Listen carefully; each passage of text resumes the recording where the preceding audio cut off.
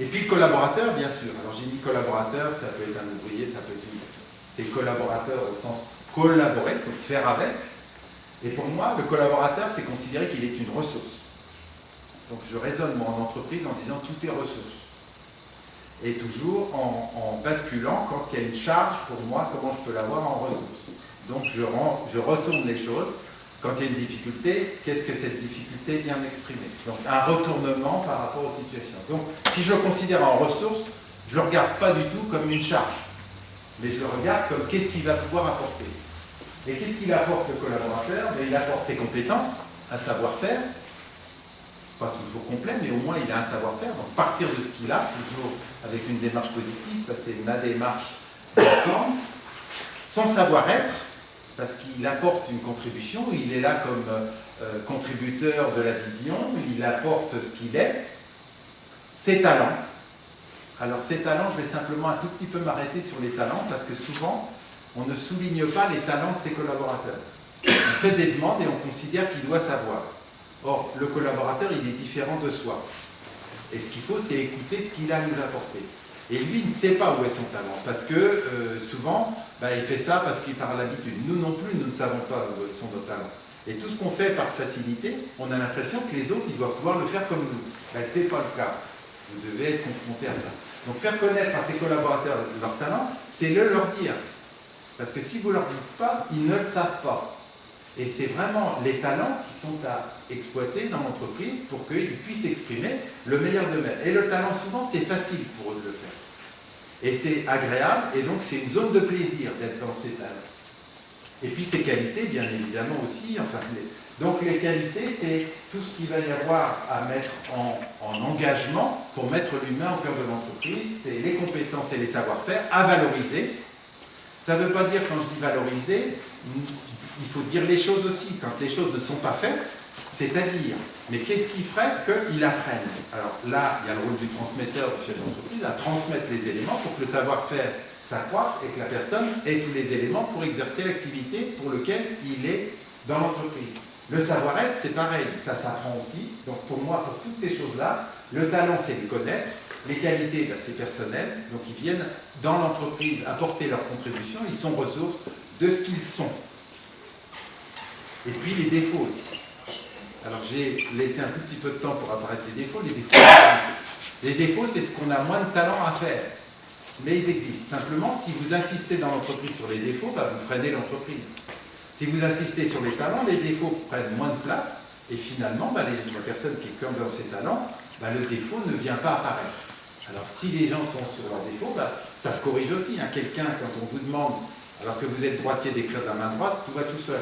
Quand on vous demande d'écrire de la main gauche, c'est moins bon. Ça veut dire que de la main gauche, on y arrive, mais il faut répéter, répéter, répéter. Ça suppose un travail. Et sur les défauts, ça suppose en avoir conscience pour que ça ne soit pas quelque chose qui soit bloquant, mais quelque chose qui soit de connaissance en disant c'est pas là-dessus que je vais pouvoir apporter ma contribution sur l'entreprise. Par contre, il y a des personnes qui auront l'inverse de moi, du défaut, qui auront les qualités. C'est à eux d'exercer la responsabilité ou de le faire avec moi pour que justement mon défaut finalement se dissolve et qu'il n'apparaisse moins. Mais on n'est pas capable pour tout, on n'a pas les talents de tout, et le dirigeant non plus. Et c'est aussi une notion d'humilité sur le dirigeant qui va apporter, qui va aller chercher chez ses collaborateurs ses talents. Et peut-être qu'un collaborateur a plus de talent que moi pour faire telle chose. Enfin, je dirais même toujours, il y a toujours des talents que moi je n'ai pas, l'entrepreneur étant là pour être l'inspirant, tout ce que je vous ai exprimé tout à l'heure. Alors après, la pratique managériale, une fois qu'il y a collaborateur et dirigeant, pour moi, il y a la mobilisation des ressources, puisque l'enjeu sur cette pratique, c'est mobiliser toutes les ressources qui sont là pour assurer les prestations ou les produits qui nous sont demandés. Donc la mobilisation des ressources, c'est d'abord par l'écoute aussi. C'est bien sûr par l'engagement et l'expression de ce qu'il y a lieu de faire, donc expliquer les choses, mais derrière, il faut associer les collaborateurs à ce qu'ils peuvent apporter du meilleur d'eux-mêmes pour pouvoir le réaliser. L'idée, c'est que de base, pour moi, chacun apporte le meilleur de lui. Donc si je suis en relation avec l'autre, en considérant qu'il apporte le meilleur de lui, déjà ça change la relation. Si vous en faites l'expérience, ça change tout. Mais si vous regardez quelqu'un en pensant que de toute façon lui il n'est pas bon, À votre avis, le résultat, qu'est-ce qu'il va être? Ben, il va s'avérer pas bon, puisque c'est votre pensée, il va honorer votre pensée. Donc ça marche tout seul. Il n'y a pas de complications à avoir. Je vois que Michel, tu souris, mais ça marche en plus. Je pense que tu peux vérifier. Quand vous avez une pensée sur quelqu'un qui ne va pas pouvoir réaliser quelque chose, c'est même pas la peine de lui demander. Moi, je vous propose d'ailleurs d'économiser ce temps-là. Il faut mieux, à ce moment-là, prendre l'air et puis de se dire, je reviens en disposition, qu'est-ce qu'il va faire en sorte qu'il puisse. Et puis, pour écouter les idées, ça veut dire qu'aussi, il faut que j'accepte des idées qui ne me font pas plaisir. Qui ne me font pas plaisir parce que franchement, pourquoi il m'amène ça? S'il amène ça, c'est pour moi. C'est parce qu'il m'amène quelque chose que j'ai à réfléchir pour améliorer les choses. Donc tout ce qui est apport, l'idée, c'est à prendre en compte. J'ai plus ou moins le temps de la traiter, bien évidemment, mais c'est intéressant d'y faire attention. Donc l'écoute, ça me paraît premier. Vous écoutez un collaborateur, déjà, vous l'associez, parce que vous lui accordez de l'importance de ce qu'il est et de ce qu'il peut vous apporter. Donc mettre l'humain, c'est l'écoute. Ensuite, l'écoute des solutions que vous allez lui laisser vous proposer. Parce que si vous ne le laissez pas vous proposer de solutions, il ne vous en apportera pas. C'est-à-dire que si, par des propos un peu habituels, vous lui dites, de toute façon, tu ne vas pas pouvoir le faire, qu'est-ce qui se passe? Il va se taire. Sauf qu'on ne se rend pas compte des blocages qu'on fait sur les solutions qu'il vous propose. Donc ça veut dire apprendre à se taire. Apprendre à se taire pour écouter ce que le collaborateur va vous expliquer. Et après, je vous dirai comment je vous propose de pratiquer ensuite. Et puis, moi, j'appelle ça le management montant. Alors, à contrario du management descendant, je donne une consigne, j'explique la consigne, je considère qu'il a compris, et ensuite je viens pour voir si elle est bien réalisée. Pour moi, ça c'est l'injonction, ça descend. Et le management montant, c'est un management où j'explique la prestation que je demande, où j'explique comment le produit doit être fabriqué, le résultat attendu. Ensuite, j'écoute de mon interlocuteur pour qu'il m'explique sa manière de faire, c'est ce qu'il va me proposer de faire. Alors ça prend du temps, parce qu'il va falloir qu'il m'explique comment il compte s'y prendre. Mais ce n'est pas moi qui va lui dire comment il doit s'y prendre. Parce que le doit et il faut, souvent ça bloque la relation entre deux personnes. Donc, j'écoute de mon interlocuteur, il m'explique sa manière de faire, il prend le temps qu'il faut, et puis j'accepte sa manière de faire, qui n'est peut-être pas la mienne. Et je prends de la réserve, je ne suis pas en réaction, je prends de la réserve pour écouter sa manière de faire et de voir que pour lui, il voit ça comme ça. Et que s'il y a des choses qui ne me conviennent pas, j'ai à lui demander, sur ce point-là, est-ce que tu es garant, qu'est-ce que tu me garantis pour que ça se fasse? Et l'écouter, et puis après valider sa manière de faire avec un délai, puisque tout a un délai. Mais c'est son délai qu'il vous propose, qui est bien sûr après discutable pour rentrer dans le délai aussi. Et puis après, une fois que ça c'est convenu, il réalise, et c'est surtout très important, c'est une fois que l'opération est faite, c'est l'appréciation du résultat obtenu. Lui envoyer un retour de ce que vous avez apprécié de ce qui est. Alors, vous pouvez être complètement déçu à 80%. Moi, je vous propose d'abord de donner les 20% qui sont réussis, et ensuite de faire une demande, qu'est-ce qui ferait que sur telle et telle chose, tu aies pu faire autrement, et qu'est-ce que tu peux apporter, et qu'est-ce que... Donc pour moi, une grande question, c'est qu'est-ce qui ferait que tu le fasses? Qu'est-ce qui ferait que tu y arrives? De quoi as-tu besoin? Qu'est-ce que je peux t'apporter? Qu'est-ce que je peux? Alors, ça prend du temps, mais ce qui est intéressant dans le management montant, c'est que c'est la personne qui s'est engagée sur quelque chose, et vous avez beaucoup plus de chances d'avoir le résultat escompté, puisque c'est lui qui vous l'a dit. C'est-à-dire c'est imprégné dans ses cellules de ce qu'il vous a proposé. Et après, il ne va pas ne pas réaliser ce qu'il a dit. Il peut le faire une fois, mais vous allez lui envoyer de la confiance et petit à petit, il risque de venir à vous. Ça peut ne pas marcher à tous les coups, mais ça, franchement, ça marche. Et puis, ça ne coûte rien de le faire comme ça. Moi, je peux vous dire que expérimenter, vous allez voir, le résultat, c'est très intéressant. Ça prend du temps, mais ça vous fait derrière gagner du temps parce que vous avez moins de défauts, vous avez plus de réalisations faites. Et surtout, la personne, quand elle a fait la prestation, elle y a apporté tout son cœur et ça s'est ressenti autour. C'est-à-dire qu'en fait, on est beaucoup dans les énergies du cœur qui circulent les uns avec les autres, et les clients le ressentent. Quand vous allez dans un lieu, vous sentez l'esprit, la vision, qu'est-ce qui se passe entre les personnes. En tout cas, moi, je le ressens. Alors, le management montant, les avantages, c'est j'exploite le talent de mon interlocuteur, donc là, je suis complètement dans honorer l'humain qu'il est. Le résultat, pour moi, il est assuré.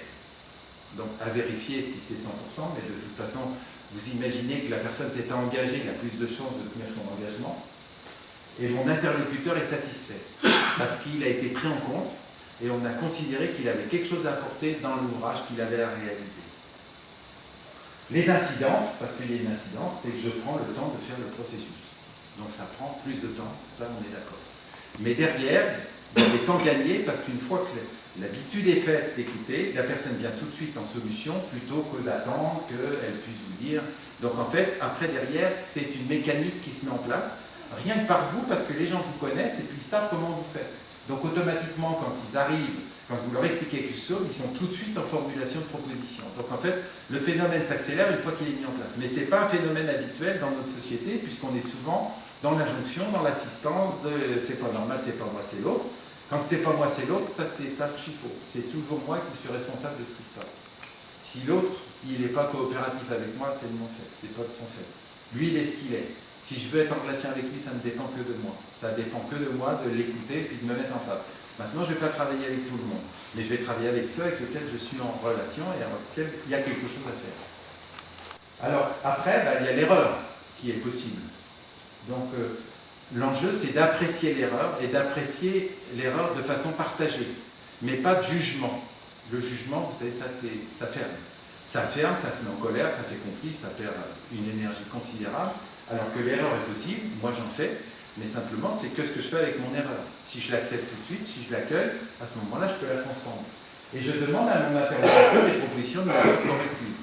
C'est-à-dire quand il y a une erreur, c'est pas moi qui vais lui dire ce qu'il fallait qu'il fasse, je vais lui demander à son avis. Lui, il aurait dû faire.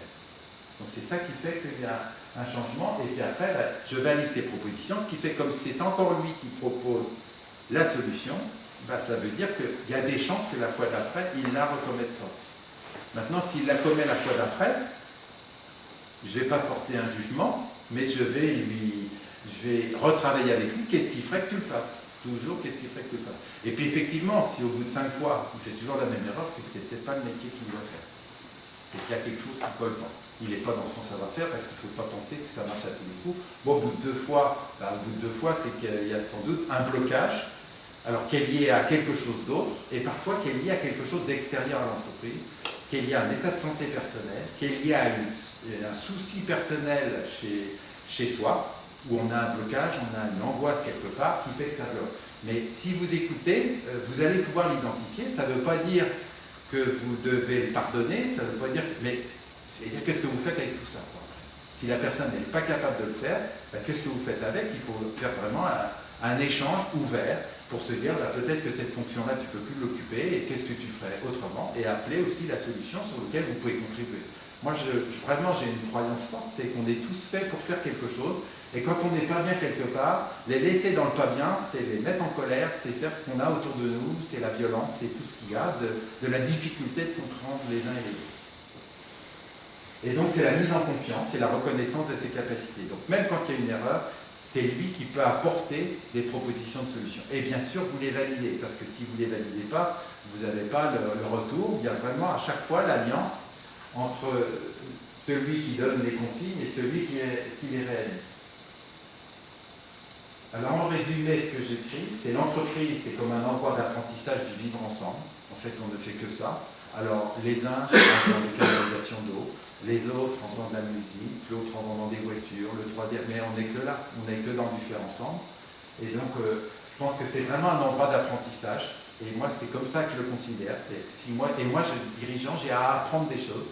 Donc, j'ai toujours à apprendre des autres de ce que je fais. Et quand ça coince, ou que ça ne s'est pas bien passé, ou quand je fais une expérience d'accompagnement d'entreprise, j'ai à chaque fois à apprendre de ce qui se passe pour valider ou pour corriger ou pour... Par exemple, j'ai un entrepreneur que je vais accompagner et ça a mis du temps. Et il m'a dit, écoute, le fait que je te demande, que j'accepte, il n'a pas demandé, c'est moi qui lui ai proposé, que j'accepte d'être accompagné, pour moi c'est un échec. Sur le coup, moi je ne l'appréciais pas. Puis j'ai dit, mais Francis, il me dit la réalité de ce qu'il est, puisque pour lui c'est un échec. Et c'est OK. Simplement de l'échec, il n'y reste pas, puisqu'il est OK pour aller plus loin. Mais le mot échec pour moi a résonné tout de suite, parce que sans doute ça me touche encore. Et que j'ai à faire ce travail-là. Donc, quand vous êtes en échec quelque part, il y a une ressource pour pouvoir repartir. Parfois, on peut retrouver la solution seule, parfois on peut être accompagné. L'accompagnement, c'est uniquement un enclenchement, puisque moi, dans l'activité que j'ai, c'est surtout pas moi qui donne, c'est simplement permettre de prendre de la distance, de raconter l'histoire. Et l'histoire, un échec, ça se raconte aussi, parce que ça permet de diminuer son émotion sur l'échec et ça permet de l'accueillir et de l'accepter, en disant j'ai à faire quelque chose de ça. Donc dans mettre l'humain au cœur de l'entreprise, c'est accepter tout ce qui ne marche pas, pour justement partir de là et aller plus loin. Donc en fait, si je caricature et avec un sourire, c'est l'échec est un cadeau pour grandir et pour progresser, et donc pour vivre ensemble. Et donc, en associant l'humain au fonctionnement de l'entreprise, je m'enrichis de ce qu'il apporte. Alors quand je parle d'enrichissement, c'est l'enrichissement du lien, et pour moi, ça a à voir après avec la ressource d'entreprise qui fait un chiffre d'affaires. Parce que le constat, c'est que plus vous associez, plus derrière, il y a un enrichissement, les clients viennent à vous parce qu'ils savent que vous avez des qualités particulières et ils sont prêts à les rémunérer. Vous n'avez pas à baisser votre prix et tout. Si la personne baisse votre prix, c'est qu'elle vous maltraite quelque part. Sauf à ce que votre prix ne soit pas le bon prix. Mais il y a quelque chose d'important pour moi, après l'argent honore la prestation que j'ai faite et enrichit, alors enrichit avec un petit E, et puis là il y a l'enrichissement avec un grand E, pour moi tout ça c'est compatible dans la mesure où je me mets sur cette route d'associer l'humain au fonctionnement d'entreprise. Donc toutes les personnes qui vous entourent sont des ressources, et je peux vous afficher qu'en ayant cette démarche-là, c'est du bonheur toute la journée. Voilà ce que j'avais envie de vous partager. Peut-être qu'il y a des questions qui vous concernent, des choses qui vous touchent, et ça peut être intéressant de le partager. En n'étant pas d'accord avec moi, et ça alors là c'est ce que je demande, parce que là vous me feriez un cadeau.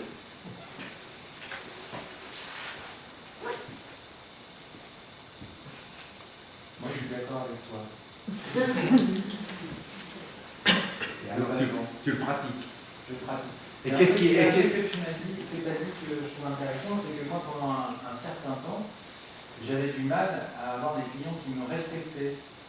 C'est quelquefois une problématique qu'on a quand on produit des services.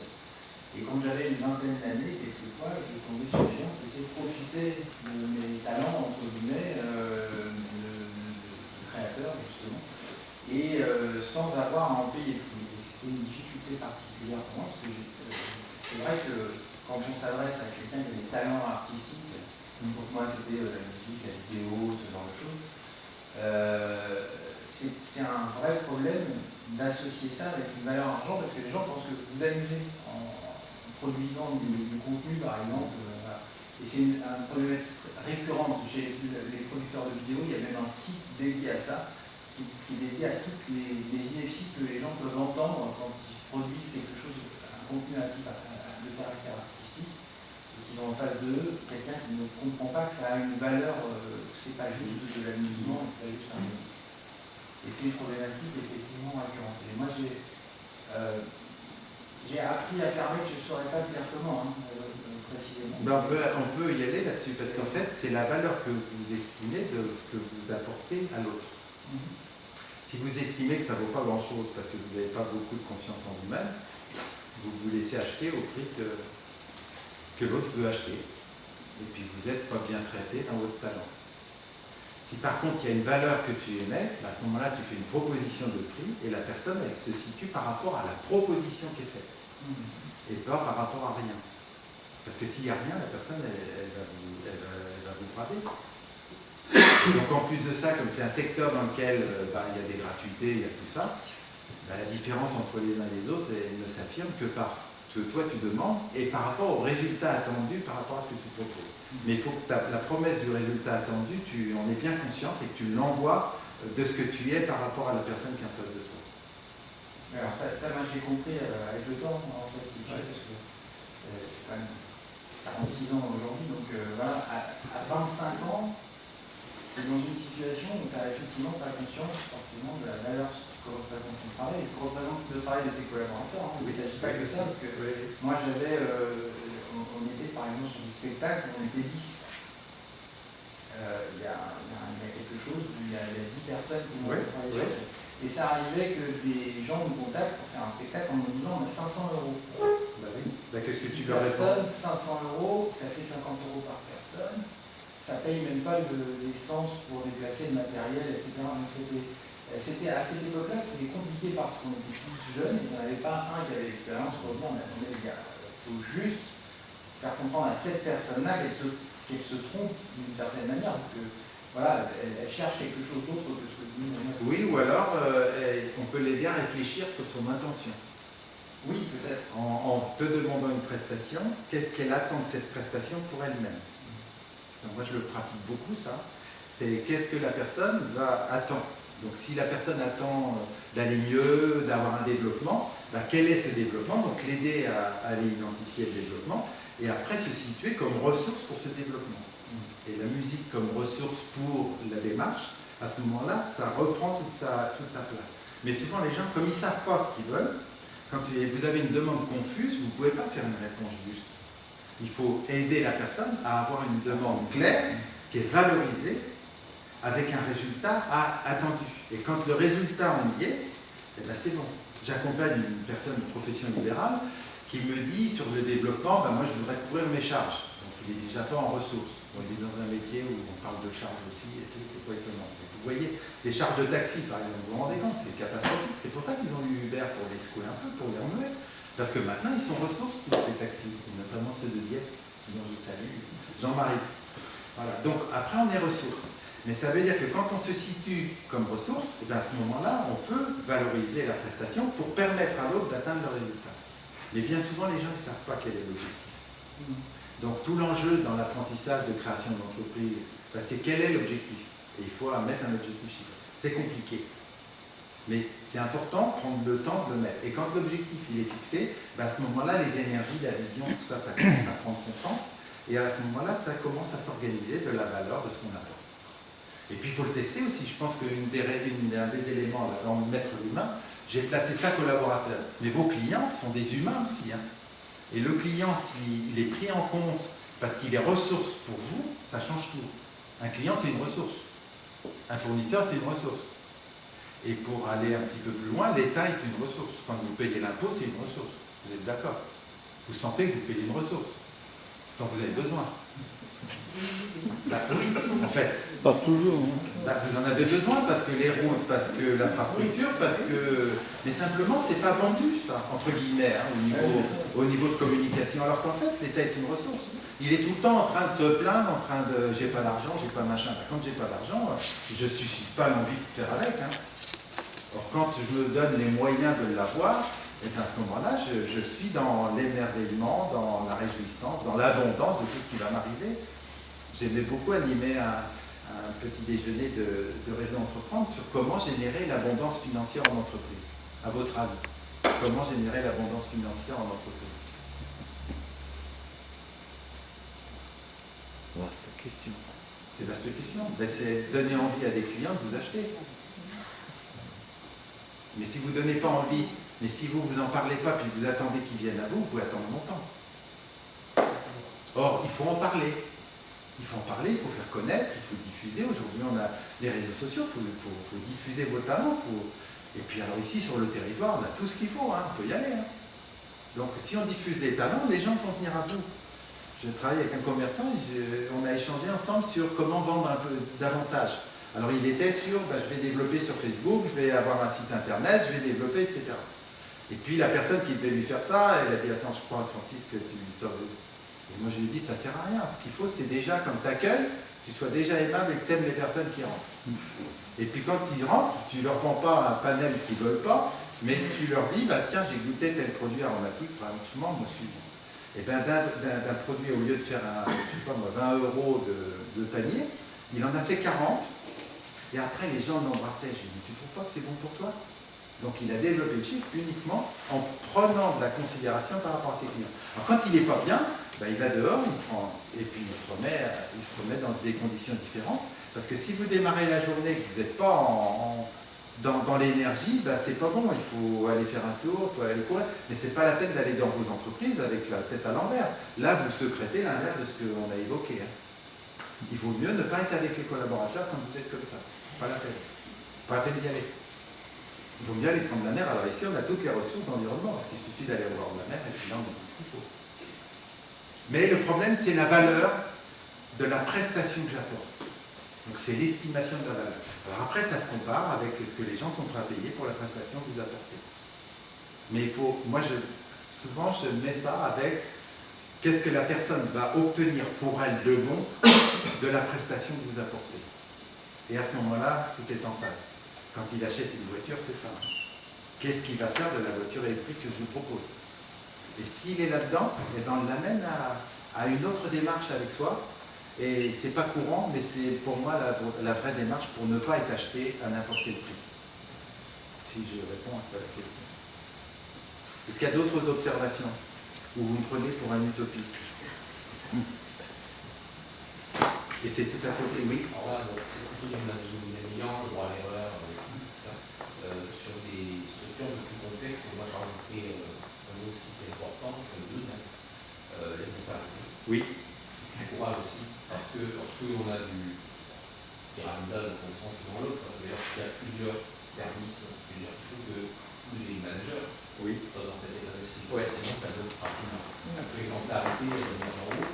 Carrément. Donc c'est important de, alors, pour le coup, le coaching peut-être développer plusieurs niveaux en entreprise, mais l'exemplarité, c'est un mot super important. Alors pour moi, la démarche que je fais ici sur Dieppe, c'est en tête. Parce que si la tête décide de bouger, tout le reste va bouger. Mais si vous faites un coaching d'un partenaire, d'une personne dans l'entreprise avec la tête à pas bouger, vous allez secréter des envies qui va se mettre éventuellement en opposition avec la tête, qui n'a pas compris ce qui se passait. Donc pour moi, c'est non, je ne le fais même pas. C'est aller en tête pour se dire qu'est-ce qui ferait que.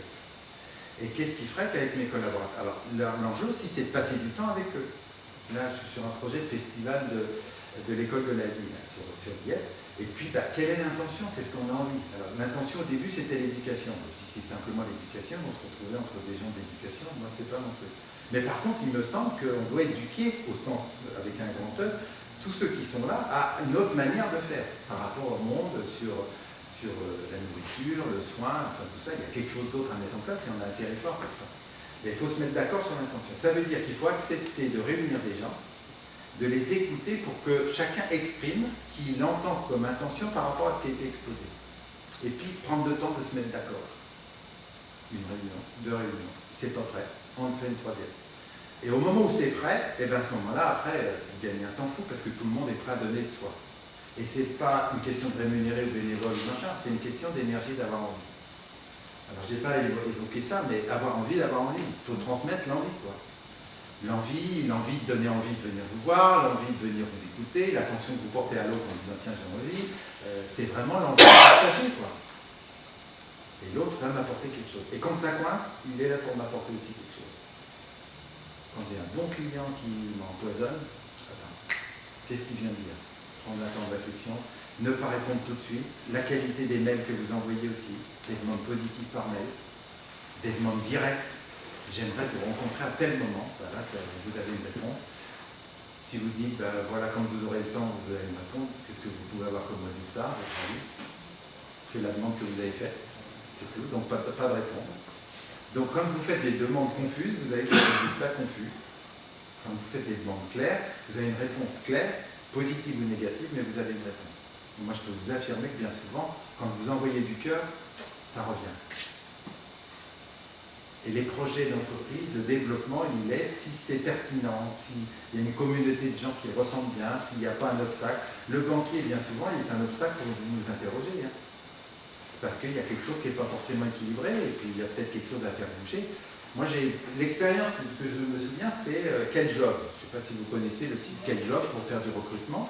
Ils étaient 3 créateurs, et un des 3, je le rencontre à une conférence de CJD où il explique qu'ils avaient mis au point une démarche mathématique superbe pour qu'ils puissent développer justement ces interrelations entre les personnes. Et puis ils la lancent sur le marché. Et puis ça fait flop. Il ne se passe rien. Et l'intelligence qu'ils ont eue, c'est d'aller voir la cible et les clients potentiels en leur disant qu'est-ce qui se passe. Et les clients potentiels, ils leur ont donné, il y a ça et ça et ça qui manque. Donc il faut accepter l'humilité, c'est-à-dire de se dire, ok, ça ne fait pas plaisir, hein, je peux vous dire, c'est que Que mince, j'ai passé tant de temps à ce projet-là, donc si j'ai passé du temps, normalement je suis bon. Ça, le temps n'a pas d'importance sur la valeur des choses. Vous pouvez en 2 heures faire un truc superbe, et puis en 8 heures faire un truc qui vaut rien. Et quand on vend du temps, pour moi, on vend en que dalle. Il faut vendre de la valeur. Donc, ils ont corrigé avec ce qui a été dit, et après, c'est parti tout ça. Autrement dit, quand vous avez quelque chose qui ne marche pas, vous allez interroger les gens pour lesquels vous deviez faire les choses, et de dire, aidez-moi. Et alors, un des éléments que je n'ai pas cité aussi, c'est accepter de demander de l'aide. Vous allez voir, c'est absolument magique. Parce que les personnes à qui vous demandez de l'aide, elles apprécient énormément d'être considérées comme capables de vous en apporter. Je ne sais pas si vous saisissez ça. Demandez de l'aide, vous allez voir, c'est extraordinaire. Quand vous avez un client et que vous devez développer, demandez d'aide, d'indiquer des personnes qui seraient susceptibles d'avoir envie du même service que vous lui avez apporté. Mais si vous ne le demandez pas, vous n'aurez pas le retour. Mais je peux vous dire que si vous l'envoyez, ça donne du résultat. Et donc après, l'enjeu, c'est que tous ces éléments-là, pour le dirigeant, c'est de le communiquer à ses collaborateurs. Alors ça peut se faire, s'il a justement cette crédibilité, ce qui arrive, ça peut se faire par lui, sauf qu'on est dans un jeu de rôle dans l'entreprise. Et que parfois, pour accélérer la vitesse, c'est pas mal qu'il y ait quelqu'un qui vienne de l'extérieur et qui exprime ce qu'il y a lieu de faire. Et puis ça bouge un peu. Et puis si le dirigeant il le recueille, ça permet d'avancer. Moi j'avais une entreprise que j'ai accompagnée là à Angoulême, où ils sont dans l'électricité industrielle et d'autres choses. Il y avait les commerciaux, ils étaient 6, il y avait les exécutants, ils étaient 6, et puis après il y avait les salariés de chantier. Et puis je vois les commerciaux, puisque c'était là, il fallait relancer le chiffre d'affaires, donc je vois les commerciaux, c'est reparti. Et puis, je vois les réalisateurs, et puis eux, les chargés d'affaires, ils me disent « Bah oui, mais de toute façon, nous, on ne peut pas faire mieux que ce qui a été vendu, et puis c'est de leur faute, et puis de toute façon, il faudra qu'on se voit tous ensemble. » Les commerciaux et les chargés d'affaires, c'est un point que je connais, puisque pour l'avoir pratiqué en entreprise. Et puis je lui dis « On se rencontre. » Et Michel, le dirigeant, me dit « Francis, ça va faire des étincelles. » Je lui dis « Non, ça ne fera pas d'étincelles. » Et en fait, l'enjeu, c'est de donner le cadre. Donc quand on a démarré la réunion, et moi je pouvais plus facilement le dire parce que moi je peux me tromper puisque je viens de l'extérieur. Le dirigeant il n'a pas le droit de se tromper. Parce que s'il se trompe tout de suite, pouf, on va tomber. Moi si je me trompe, de toute façon c'est quelqu'un qui vient de l'extérieur, mais je peux envoyer des choses. Et alors les commerciaux, moi je suis parti du principe que les commerciaux ils faisaient du mieux qu'ils pouvaient pour vendre le plus cher possible aux clients qu'ils rencontraient. Est-ce que vous êtes tous d'accord là-dessus? Oui. Et donc pour les exécutants, ils font du mieux possible pour réaliser les chantiers qui sont là. À partir du moment où le cadre a été donné, la discussion s'est ouverte et aujourd'hui, ils travaillent de concert. Mais c'est souvent un problème de cadre. Et de rappeler pourquoi on est là et qu'est-ce qu'on a à faire. Mais surtout aussi de dire, je fais du mieux que je peux. Et globalement, c'est la situation. Mais si je prête une intention de dire, il est tiré au cul, il est comme vous le pensez. Ils sont tous comme vous le pensez. T'es d'accord, Jean-Michel? Ben oui. Et quand on est à se dire tout ce qui m'arrive ne dépend que de moi, ça fait bouger tout le reste. Mais ça veut dire qu'il faut moi que j'accepte aussi l'humilité, que je ne suis pas tout puissant, que je suis là pour apporter une contribution. Et pour moi, le dirigeant, c'est une alchimie de talent qu'il a pour mettre les gens ensemble. Il n'a pas un talent plus haut que l'autre, il a simplement une vision, quelque chose qu'il a envie de réaliser, puis sans doute une notion de partage et d'humanité et de générosité.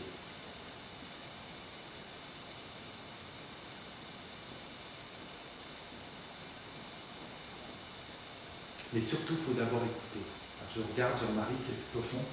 J'ai travaillé avec lui et la première des démarches qu'on a faites, c'est d'accorder un même temps à chacun des partenaires pour écouter. Les premières réunions, on écoute, mais on ne dit rien. Et on s'en va comme ça, chacun a pu parler. Et après, ça n'a plus. Parce que si vous voulez faire 2 trucs en même temps à une réunion, ça ne marche pas.